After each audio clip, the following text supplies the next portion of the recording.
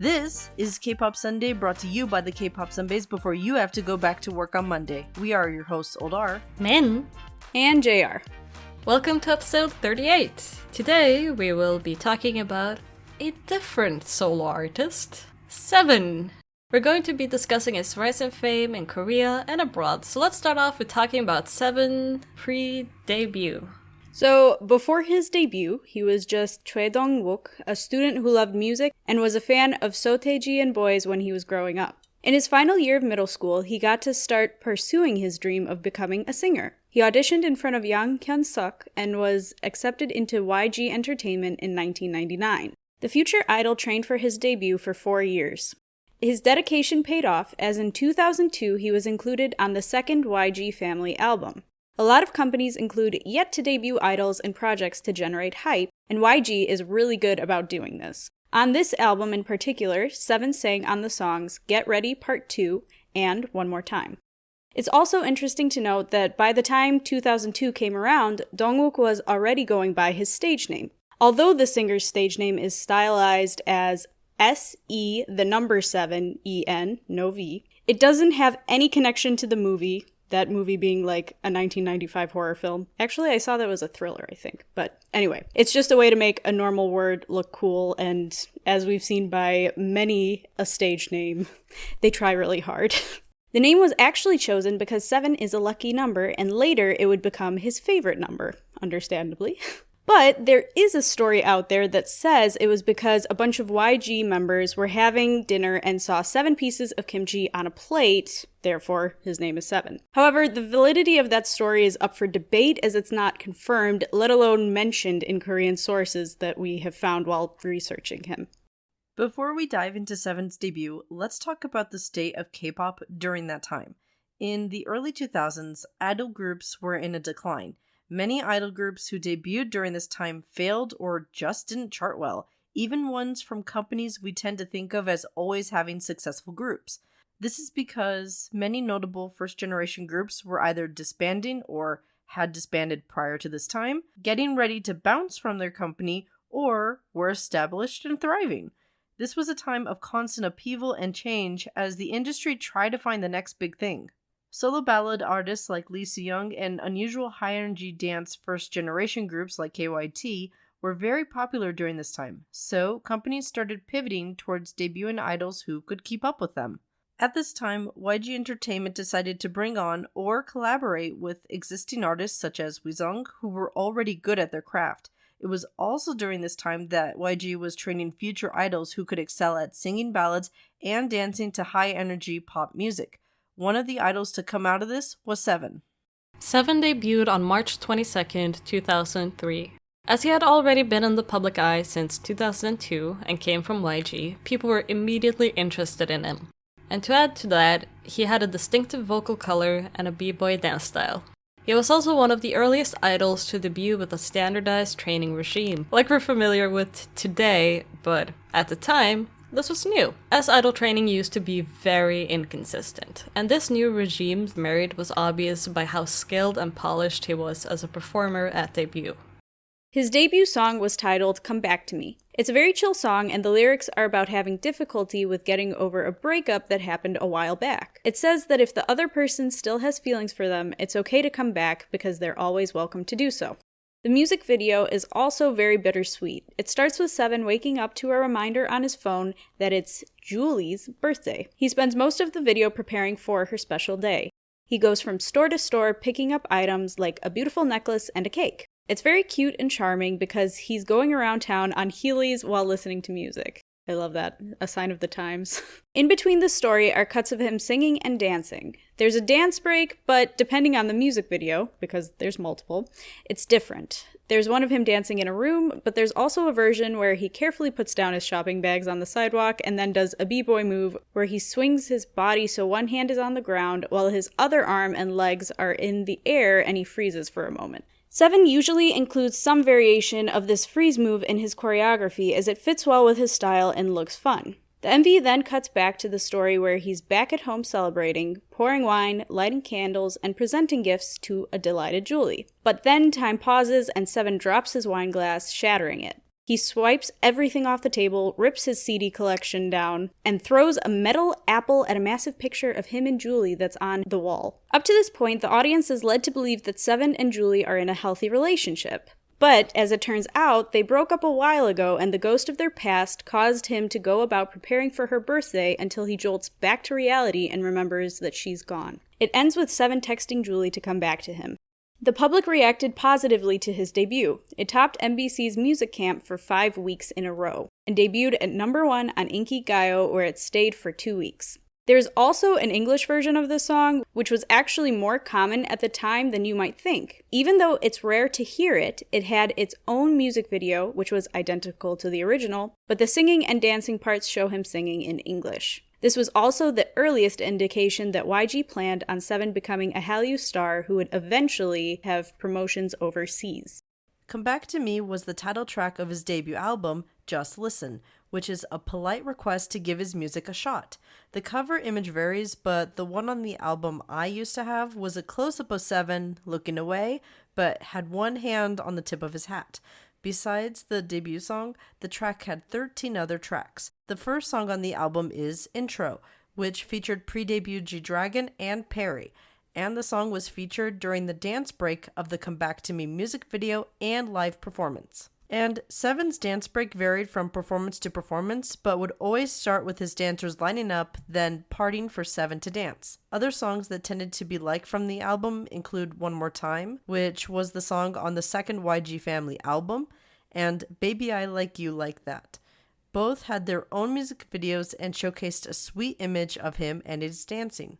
The final song that I want to bring up from this album is Lose Control, because it featured Lexi and Wizung. This track also appeared on Wizung's With Me album, which came out that year as well, but not Lexi's debut album, Luxury, for some reason, even though that was also released in 2003.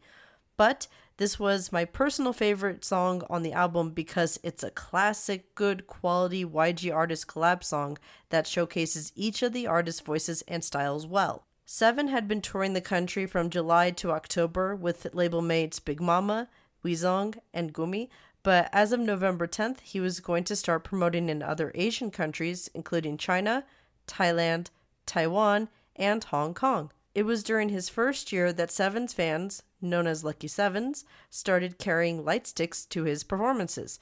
His light stick, called the Chilbong, which means 7 pole or stick, is basically a thin 7 that's lime green, which is his fan color. While this light stick was released long before actual light sticks became a thing, it's still used by his fans and was updated as late as 2018.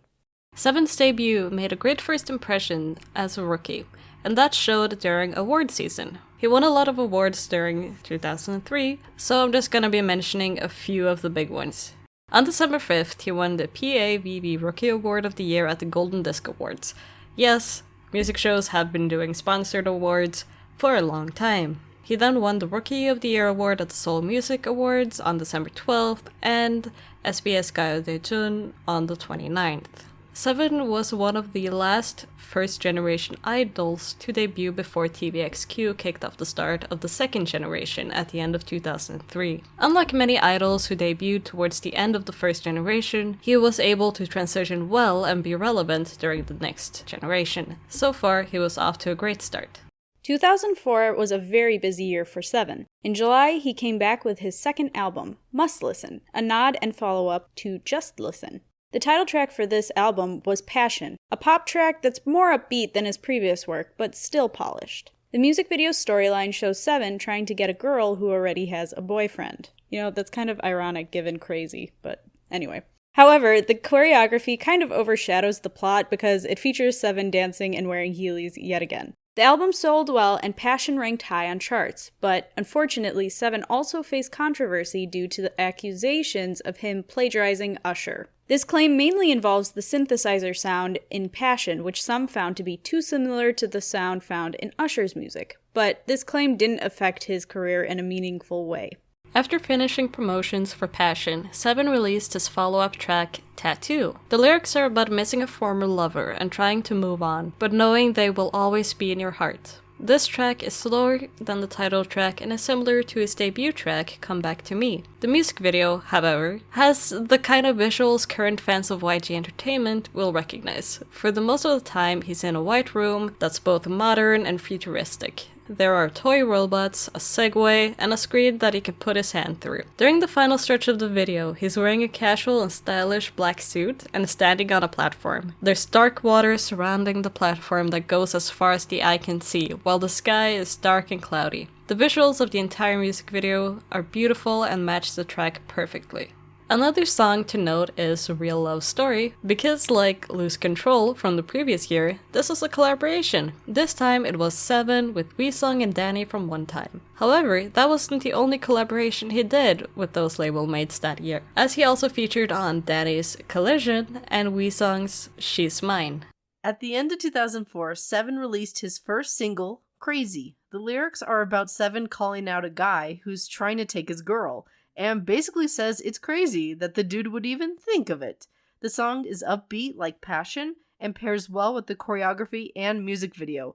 The music video for Crazy shows Se7en walking through a building until he gets to the back room where there's a doppelganger of Se7en. There's a small dance battle that happens between the two Se7ens and the other dancers that ends with Se7en ripping off the face of the clone. There's no gore, it's just a mask, but the clone and his lackeys get vaporized as light appears through the broken windows. Se7en's live performances are always good, but I highly recommend you watch his performances for this song especially because the dancing and live singing are really impressive. There's also a car he drives up in one of them. This song also featured on YG Family's 10th anniversary album that came out in 2006. On December 30th, Se7en participated in a dance battle with Weesung against Junjin and Minwoo of Shinhwa. The pair had just settled into promoting after leaving SM Entertainment the year before. It was kind of a mess, but interesting to see them go up against each other, considering that Se7en was later constantly compared to Rain early in his career. And to finish off 2004, Se7en received a Bonsang for Passion from the Golden Disc Awards, which was impressive because a lot of good music came out that year. So after promoting in Korea for 2 years, YG Entertainment finally thought it was time to kick him out of Korea and to promote overseas in 2005. Se7en had actually been preparing for his Japanese debut by studying Japanese for 2 years, so now his time had come. His first Japanese release was the single Hikari in March 2005. The song is very sweet and showcases his music style well. His pronunciation is also pretty good, which is a plus. The music video, however, is very underwhelming compared to his Korean ones. It's just Se7en dancing in a white green screen space with his name flashing across the screen. There is a shot of him dancing under a fake streetlight with a city backdrop, but that's it for the visuals. However, the simplicity of it does force the audience to focus on his visuals and remember his name. But then he dropped Chiriboshi right after it and caused everyone to have whiplash and go, ooh, okay, I get it now. It was the track on the Hikari single, but way too good to be a B-side. The music, the choreography, the outfits, and the sets for the music video all worked together to create an excellent piece of media. After that, he released 2 more singles. The first was Style, which was very stylish, and the second one was Start Line, which was a song of encouragement. And it was during this time that Se7en's official Japanese fan site was launched, and a documentary was made about him, and he was touring Japan. Boy was busy. In October, he performed at the Yokohama Arena, and about 10,000 fans attended the concert. And this is pretty impressive, seeing that he hadn't released a full album in Japan yet, and he was praised quite a bit by Japanese music officials, people high up, people that know things. After gaining a devoted group of fans in Japan, YG decided that it was time for Se7en to go back to Korea, because, you know, YG.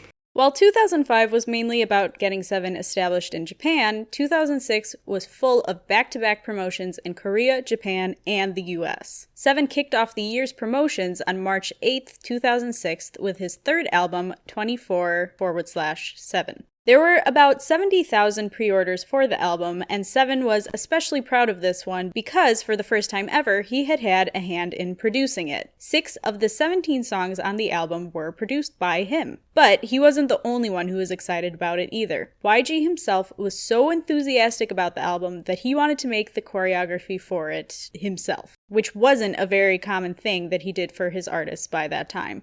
This album was totally Se7en's style, but upgraded by how good the dance tracks were this time around. It was definitely worth the wait. The first title track for this album is I Know, which Teddy guessed it on. The song is like a mix of passion and crazy, and is about his girlfriend leaving him and trying to soften the blow, but her fake kindness makes him angry and is venting about it, and the choreography for the song is intense, and Se7en studied gymnastics for 3 months to prepare for it. He has a lot of songs about his girlfriends. The music video features an edgy Se7en prowling around his apartment, the recording studio, and through town. And there's also a dance break at one point where Se7en is dancing while being surrounded by cars driven by his label mates. And it's a really cool visual, but also edgy, but cool. The second title track is Overnight, or also known as All Night Long, but weirdly enough, it doesn't have a music video. There is a music video for the remix version though, which came out later and featured Ivy. Another track from this album that did have a music video was Come Back to Me Part 2. It was a continuation of Se7en's debut song with a similar message. In the music video, Se7en is shown living his life 3 years later. He got a dog, started drawing, and loves going shopping for his ex. That's right, he still misses her and bakes a cake, makes a wooden doll, and more for her birthday. However, this time things go a bit better for him. He sees his ex getting out of her boyfriend's car looking miserable after fighting with him. After she goes inside, Se7en sends her a text message that says, even if it's that kind of image, but still, nice to see you. Happy birthday! It's kind of implied that her boyfriend, who is played by Danny from One Time, forgot her birthday. She goes outside to see Se7en had left her a lot. He left a heart-shaped box that had a cake, candles, flowers, a silver necklace, his perfume, and the wooden doll he was working on earlier. As she sits on her porch crying over the gift, it seems that she might be missing him too. This was a really good way to celebrate his 3rd anniversary as it referenced his debut and kind of gave the story of the music video a better ending. After releasing his 3rd album, Se7en was very busy. First Se7en was Se7en's first Japanese album. It was released in March of 2006. It contained his previous singles, as well as some new songs. It was also around this time that he became a model for Coca-Cola in countries he was promoting in. We love sponsorships when idols do them. Yeah, it's wonderful. Especially since it's cola, but okay. Then in April, a perfume called Touch by Se7en was released and had over 30,000 pre-orders just in Japan. And a lot of fans outside of Japan really wanted this perfume. And all of this came after all of the 1,000 of the limited edition perfume sold out. Technical Floors, which is the French company producing this perfume, was really surprised by how popular it was, and should have made more. They done goofed. Se7en also featured the perfume in the Come Back to Me Part 2 music video, because you gotta plug your merch. Like it never stops. Even in 2006, yeah, you had to know the value of plugging your own stuff. And this all was a great timing, because around this time, first Se7en Japan Yoyogi concert was being held. Yes, it's called First Se7en, because you know, he got a theme with the first, so everything has gotta be the first. K-pop naming conventions, always been bad, always going to be bad. Anyway, First Se7en was a 2-day event in Tokyo, but compared to his previous concerts, the second day included his original hits, Come Back to Me and Passion, in Korean. And it was also really cute because in attendance of the first Se7en show in Japan were Shinhwa and TVXQ because they wanted to support the friend. And that is just nice. Se7en's concerts are kind of where idols kind of hang out. Like, there's a couple of times where it's like, we were in town and we just decided to go meet up at a Se7en concert. It's also funny how the celebrity making perfume passed the US boundaries. Because I feel like everyone during that time was making a perfume. I want to know what the notes were for his. Do you know? Was there any, like, promotional material for that? No, like how did it smell? You know, like perfumes. They didn't. No one ever listed how it smelled, but I know that's the problem. Is that it was originally a release of only 1,000, but then people were like, "Okay, this is great. We want more. Like 30,000 at least more." Because that was only the pre-order. They're like, "Are people actually wanting this?" It's like 30,000 people said yes, and they're like, Apparently. So I don't know the actual totals more than that, just because I know it. You know how it smells? Or no, don't. Yes. What? Touched by 7 includes ingredients such as Sicilian citrus, sandalwood, and patchouli oil. Ooh. I do not know how to say it. That was right. That sounds like it would smell really good. It was made under the supervision of fragrance expert Mrs. Jenny Marie Fogier, who worked for the Technico floor. The aroma of 7 promises to stir up a new scent awareness. Why do I know this? I found the listing on Yes Asia. Oh my god! Oh my gosh! That's why. What? I can't believe you It could've bought isn't sold off anymore, but the listing is still up. That's incredible. I never thought to look at Yes Asia. Yes Asia is just the savior of everything. Apparently. Gosh, I need to go back to them. After these promotions, he started performing in the US, in places like New York City and Los Angeles. At the same time, he was releasing the Japanese single I Wanna on September 13th. Then, 7 won the Best Korean Singer Award at the 2006 MTV Asia Awards and was supposed to do a live performance at MTV Studios in Times Square for MTV-K. It was his US broadcast debut, and because his label mates Jinushan, Big Bang, and Gummy joined him for it, the program was called MTV-K Presents 7 and the YG Family. It was filmed in October, but wasn't released until December 19th. Old R wrote here, he basically brought a posse for his first day of school, and I love that. After the recording of the program, he flew back to Korea to release another album and film his first drama. He referred to himself during that time as being a part-time singer and part-time actor because he would be filming for the drama on weekdays and singing on the weekends. On November 1st, 7 released his 4th album, Se7en's. It had 14 tracks, and the first one to be released was the title song, La La La, which is a calming song about comforting a girl who's going through a hard time with her boyfriend. The music video for it shows him being famous and having a girlfriend who struggles with the paparazzi harassing her. The climax is when he's at a big red carpet event and she runs to him. He hugs her, then runs to the car with her, and they make out in the back as the car drives off. They're just like leaving whatever event he was at. All the fans who were waiting with him just ditch them, off they go. During these promotions for La La La at the NBC Music Core music show on the 4th, he gave 2,000 of his fans sandwiches he made himself, which is my favorite fact about him. After that, he released the follow-up track, Be Good to You, which is a mellow ballad about parting and looking for comfort. The music video for it is about 2 kids who put pieces of instruments in jars and pretend to hear the sounds they make. The child actor who looks like 7, who really looks like 7, opens all the jars in an abandoned van and pretends he's conducting a symphony for the girl.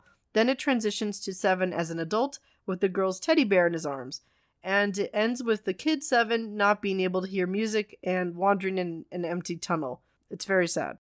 So in the span of 1 year, he had released 2 Korean albums, a Japanese album, a perfume, and was filming a drama. At the end of the year, MTV-K Presents 7 and the YG Family was released, and everybody was looking forward to see what 7 would do in 2007. The year of 7! You gotta have 7. That is actually one of his songs. While 2000 should have been 7's year with a lot going on, some things didn't pan out the way that anyone expected. 7's first drama, Gungas, was the unrelated sequel to the hit drama Gung and ran from January to March. In Gungas, 7 plays Kang-hoon, a delivery boy who turns out to have royal blood and was in line for the throne.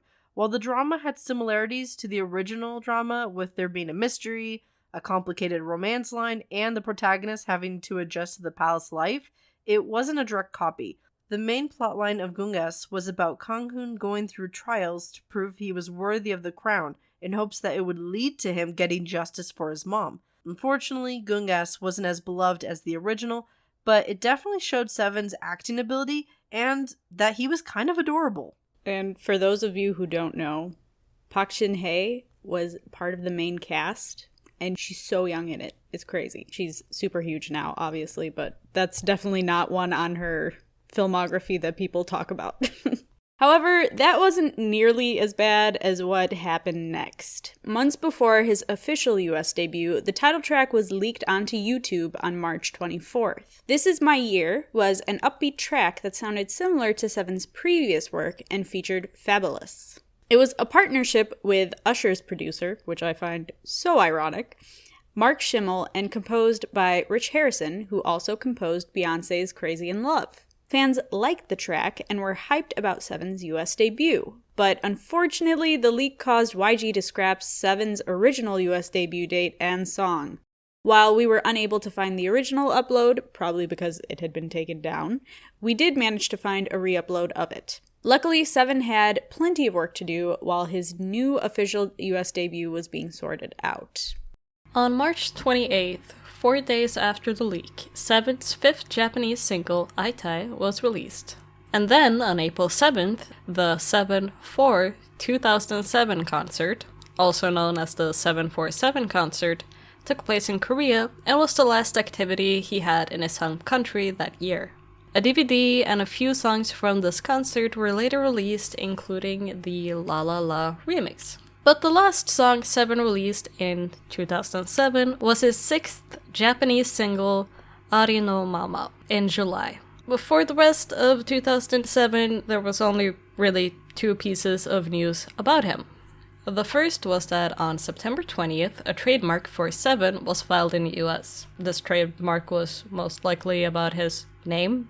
There are other people called Se7en, and my favorite other person called Se7en that isn't K-pop 7 is 7 spelled the exact same way as K-pop 7 from the band Broken Side. Why? Broken Side is an absolute garbage band that I loved as a 13-year-old. It was my vibe. I was way too young to listen to it.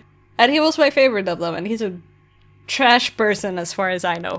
And there's many other artists called Se7en. Tangent aside.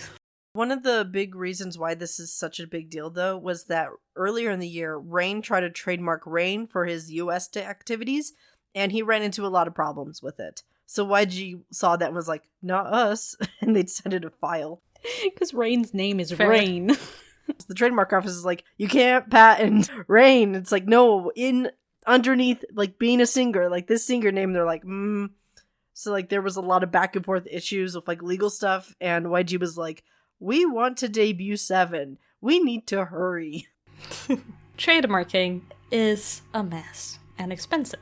Anyway, the other news about Se7en, that for the rest of the year and 2008, Se7en's activities in Korea and Japan would be suspended because he was going all in on the US. So sad news for all his local fans, I guess. At least he gave him a heads up. It's like, you will not see him. He's gone for 2008. He never came by. Yeah. So, Se7en spent most of 2008 gearing up for his actual US debut. On May 3rd, he held a press conference and performed with 3-6 Mafia and the Far East Movement at the Highlands to a crowd of over 2,000 people.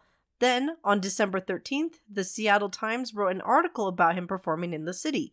To explain why he was debuting in the US, he was quoted as saying, "Music is just music. Music is universal. I don't think it matters where I'm from. It doesn't matter my face, color. I just want to show them my music. I just want to show them just my music. Then my singing, my dancing, my performing. That's the point." And as the year drew to a close, he filmed a music video and had a pre-release party for his single. It was almost time for his debut, and fans were eagerly awaiting what he would do in 2009. All was quiet on the Western Front until the main event happened. The music video for his US debut, Girls, was released on February 23rd, 2009. This was followed by Se7en's US website opening on February 25th and the Girls digital single being released for purchase on March 10th.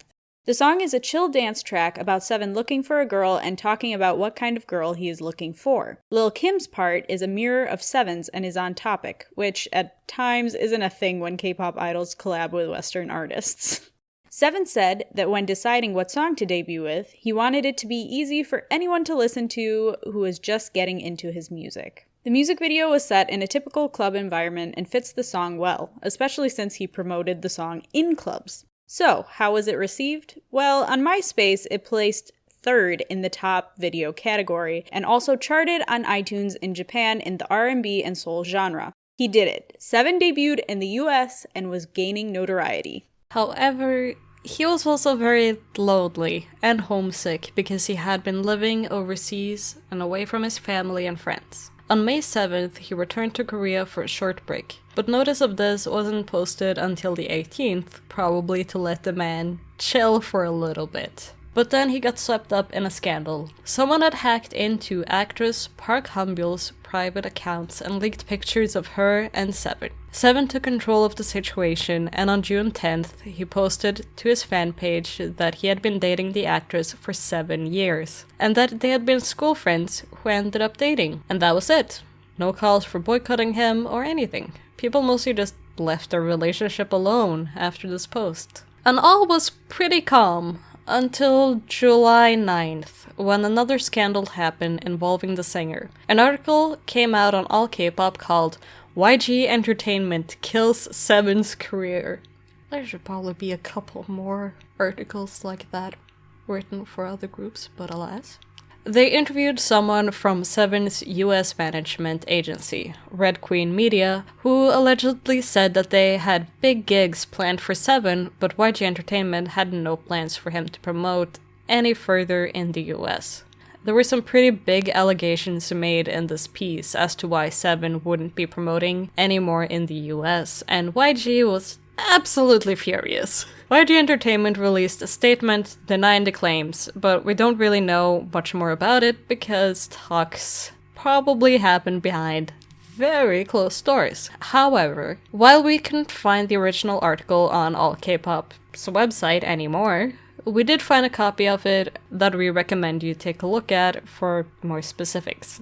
While all this drama was going on, Se7en was pretty quiet and just didn't really do anything for the rest of the year. But then in December, he showed up as a guest for GD's Shine a Light concert ahead of his return to Korean promotions in 2010. And that's the story of how Se7en rose to great heights from his Korean debut in 2003 to his US debut in 2009. From 2010 onwards, his career switched from reaching as many countries as possible to prioritizing the fans he already had closer to home. Before we officially wrap up part 1 of the series, we want to bring up a quote.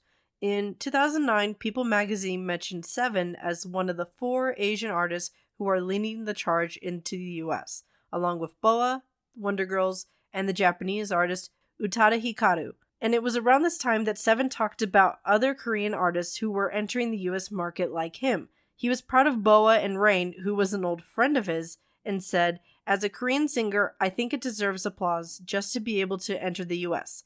Regardless of success or failure, I hope we can show the power of a Korean singer by showing our skills to the fullest." Even though he didn't release a lot of music in the US, he still succeeded in debuting, which means that his main goal of bringing K-pop overseas was accomplished, and he's a notable idol in Hallyu history. Now, let's move on to the song of the day. So today, October 17th, 2013, Bestie released their second single, Love Options. And it's just great. If you want to continue with the love songs theme for this episode, here is a more upbeat girl group song about all the options you have In love? for men. Oh.